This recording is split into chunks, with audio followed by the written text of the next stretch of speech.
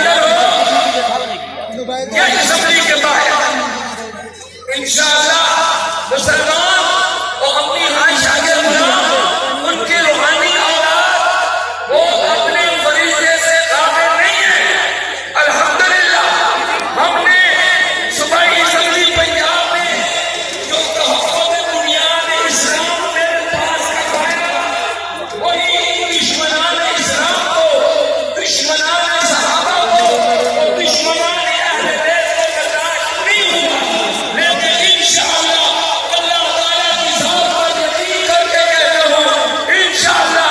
جیسے اس کا پہلا بندہ کامیاب ہوا ضرور کامیاب ہوگا،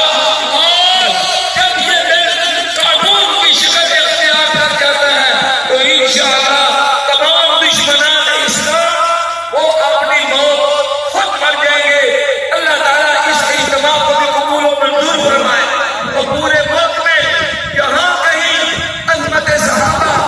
اور ناموس اہل بیت کی کانفرنس ہو رہی ہے، اللہ تعالیٰ ان کو کامیاب فرمائے۔ میں اپنی جماعت انٹرنیشنل ختم نبوت موومنٹ پاکستان کی طرف سے اسلام آباد کی قیادت کو یقین دلاتا ہوں کہ عظمت اصحاب کرام اور اہل بیت نظام کے لیے جس قسم کی قربانی میری بڑی وقت میں تقاضا کیا، تو انشاءاللہ انٹرنیشنل ختم نبوت موومنٹ کا ایک کارکن آپ کے سینے کے ساتھ سینہ ملا کر چلے گا۔ وآخر